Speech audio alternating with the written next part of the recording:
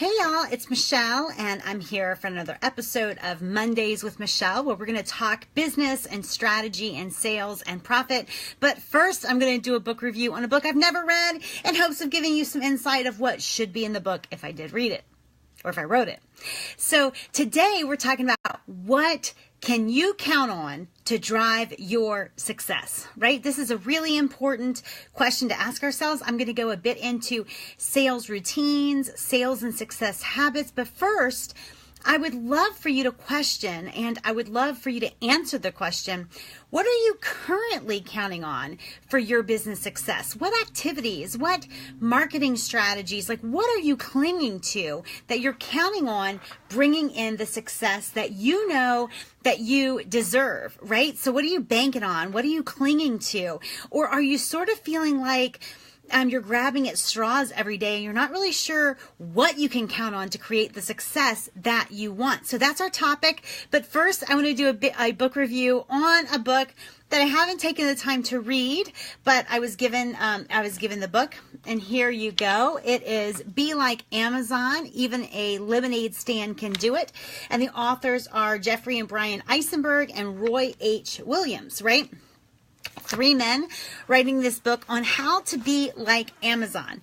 And so here is something I want to talk about. And I am obviously a consumer of Amazon, like most people watching this, but few companies have done more damage to small business than Amazon has, right? I am a student of all different success stories, right? Even the ruthless and cutthroat ones. There's always something that I can learn, even if it's what not to do. But Amazon is an interesting little beast, in my opinion, right? Not only did they start out to be just the online bookstore, and then they kind of took over the online everything store.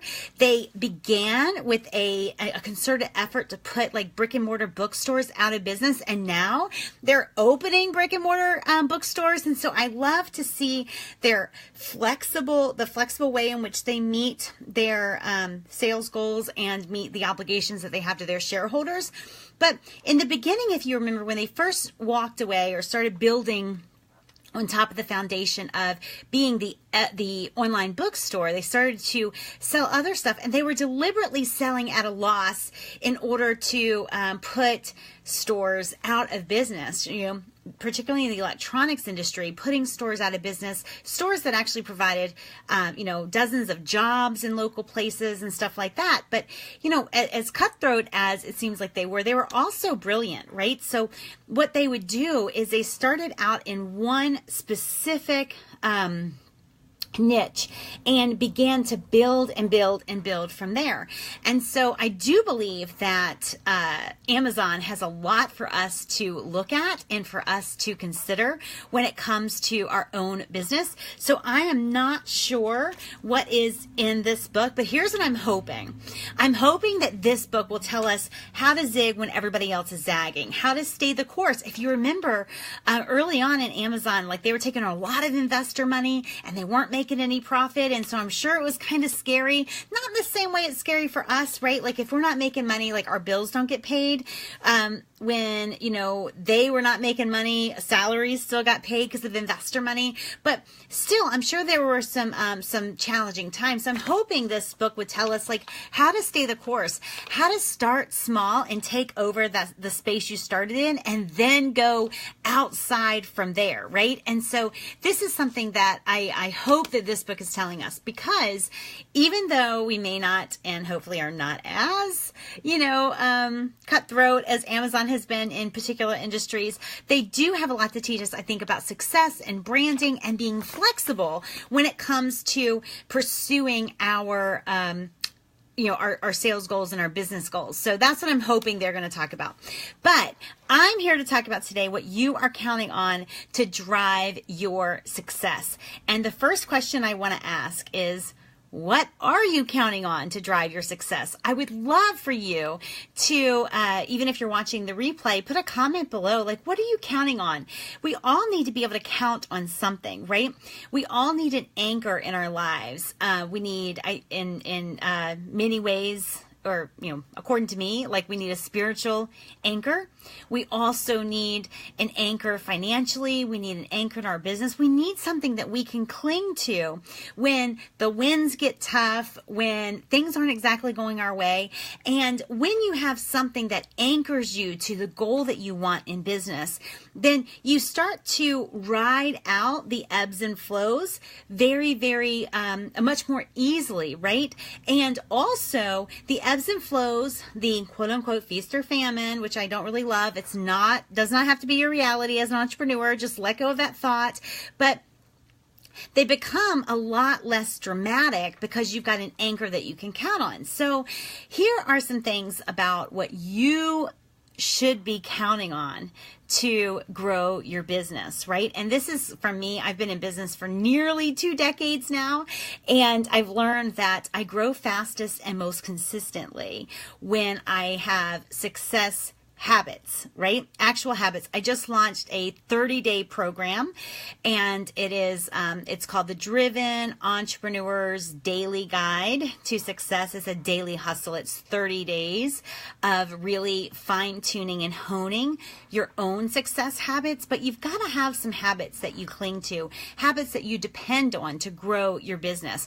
Consistent routines that not only build like your business or your brand or your following, but if you are anchoring yourself in business, if you're clinging to something, it better be some consistent routines that build you, right? The truth is, your business is never going to outperform its boss, right? Your business, your income, it's never going to outperform, out-earn, or outgrow you. And so if you want something to grab hold of in your business, no matter what industry you're in, no matter if you're starting out just now or you're restarting or you've been in business as long as I have, you want to cling to and count on some consistent routines that build and grow you.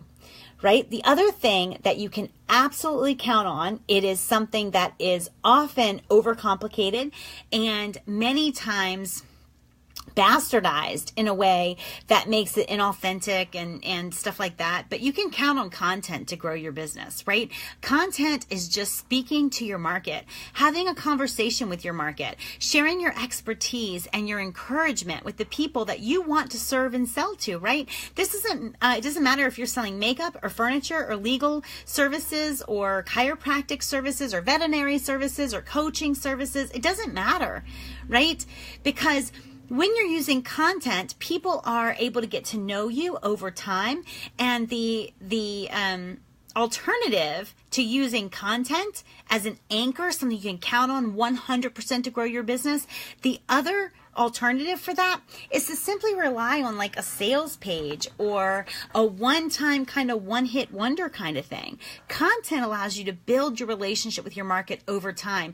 I just realized that there's people who are, I'm not really involved in Instagram that much, but people have been sharing my videos over on Instagram. They're impacting people. I had no idea, right? And I'm building this routine. I have money come into my account. I have money coming in daily, but it's not always from people that I don't know.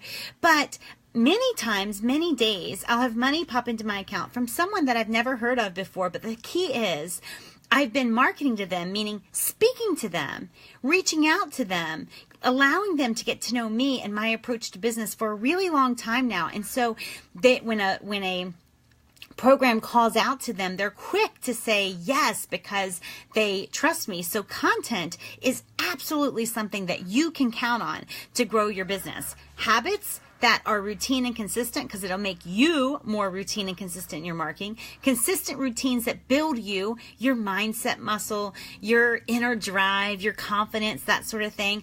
Content marketing, don't overcomplicate it. Don't overthink it. It is only a conversation with your target market. Show up and speak from the heart. And the other thing that you can count on in your business is a commitment to asking people to join you, asking and inviting people to say yes to whatever it is you're selling, right? This is not greed. The truth is, whatever you're selling, you think people need or want or would really enjoy. And so because you have it, I'm sorry, I have an itch on my nose. Because you have it available, you need to be offering it to people that you can make a difference in their lives, right? Those are 4 things you can count on. Success habits that you do regularly, whatever those are for you. If you want some ideas, I'm going on a 30-day immersion journey with everyone in the sales program that I just launched today. It'll actually start May 21st. Habits, consistent routines that build who you are, journaling, Bible, meditation, whatever it is for you. Content marketing, count on it, use it, or be left behind. And then asking and inviting people to say yes. These are things you can count on to grow your business. If you have any questions for me, certainly let me know over at m.me/women who wow. And come and like our page at facebook.com/women who wow. And if you are a seriously driven woman entrepreneur, reach out to me about joining Women Who Wow. I really appreciate you guys. I love Women Who Wow, all the women within it, and I look forward to seeing more of us hustling together day by day. Talk with you soon. Bye.